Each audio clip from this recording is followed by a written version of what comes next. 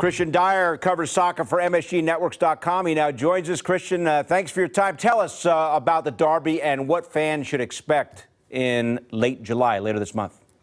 Yeah, it's going to be an interesting one. Oftentimes you think exhibition matches, Bill. You think a little ho-hum. It's going to be a lot of rested players, but this is two Madrid teams, an awful lot to play for heading into the year. It's kind of flip-flopped the narrative over the past couple of years. Real Madrid was you were just talking about super teams in the NBA, and Real Madrid was one of those first super teams that we saw in worldwide soccer. In recent years, Atletico Madrid has kind of caught up. They take a bit of a different approach, maybe that Utah Jazz approach you were just talking about in the last segment. They're a balanced team. They're a deep team. They're a young team. They've made some big signings so far this offseason. So I think it's going to be an interesting match at MetLife. It's not going to be your typical one. This is a grudge match. These are two teams that do not like each other. Kristian, way to tie the segments together. Well done. Well, the World Cup, what a game for the United States. Yeah, messaging. There you go. The United States beats England 2-1. Megan Rapinoe doesn't play, suffered an injury in the last game. Of course, she had 2 goals against Spain, 2 goals against France, doesn't play, and yet the United States is able to hang on to advance to the Cup finally, await the winner of the Netherlands against Sweden.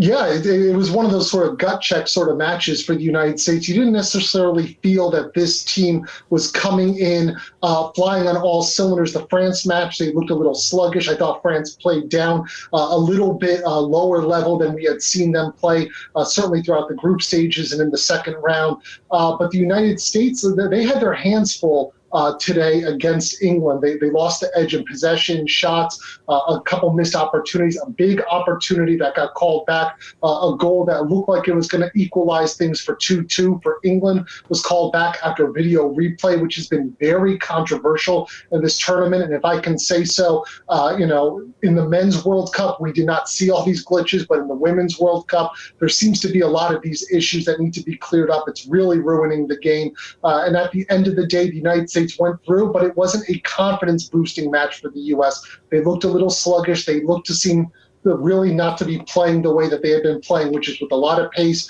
quickness, and tactically they were a little suspect in the back line. Kristian, we just showed some of the highlights. How about Alyssa Nair in net, up 2-1 in the 84th minute and able to stop a penalty shot?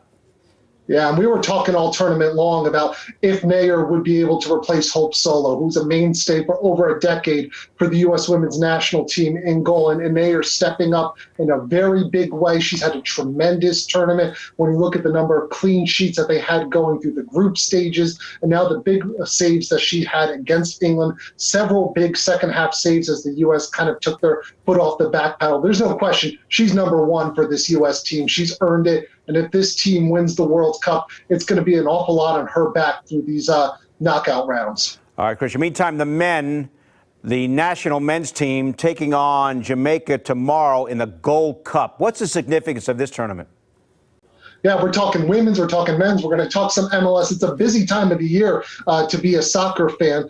For the U.S., this is big. It's the first real international tournament under head coach Greg Berhalter, a Jersey guy, someone who played for the United States national team, played overseas in Germany, along other stops in Holland, as well as England. A little bit of a controversial pick. Some people felt that maybe there were some better qualified candidates to be the head coach. Keep in mind, the U.S. didn't qualify for the 2018 World Cup. First time since 1990 that the U.S. hasn't qualified for a World Cup. This is a big chance to show that the United States has arrived. This is the group of countries that they're going to be battling with for World Cup qualification over the next 3 years. This could be a big statement for the U.S. Jamaica was a team they lost to in an international exhibition just a couple weeks ago. Jamaica is a team that the United States has dominated over the past few years. This is a good Jamaican team led by New York Red Bulls left back Kamar Lawrence, but make no mistakes about it. It's a good team, but if the U.S. doesn't take care of business in Nashville tomorrow night, there's going to be some head scratching, wondering if they made the right decision at head coach. I think the U.S. wins, Bill, but it's still, this is going to be a big moment to show the progress of a very young, exciting, but young national team. Kristian, you mentioned Lawrence not going to be available for the Red Bulls. Tomorrow night they're at Houston. The coverage begins tomorrow night, 8:30 on MSG+. How will his absence impact the Red Bulls, who come in off of a 3-1 win over Chicago, and they were able to do that after a 20-day break in the schedule? Yeah, Kamar Lawrence is going to be out for this match. So too, in all likelihood, is Tim Parker, U.S. national team center back, who's really been playing well the last 3-4 games for the Red Bulls. He was a big addition to this back line, Bill, last year. Helped key a team that won the regular season, lifting the Supporters Shield, MLS's version of the President's Trophy, for the best regular season record. If he's out, along with Kamar Lawrence, Michael Amir Murillo, who's playing in the Gold Cup or was playing in the Gold Cup, may or may not be available for this match. You could be seeing 3, possibly 4 new names along the back line who would be normally slated into the back there. Aaron Long as well is with the U.S. national team as part of the Gold Cup. He should be starting for the U.S. on Wednesday night. So a little bit of a makeshift back line for the U.S. Against a Houston team that has several strong attacking pieces and has been undefeated through 9 matches at home so far this year. It's going to be a tall task for that back line.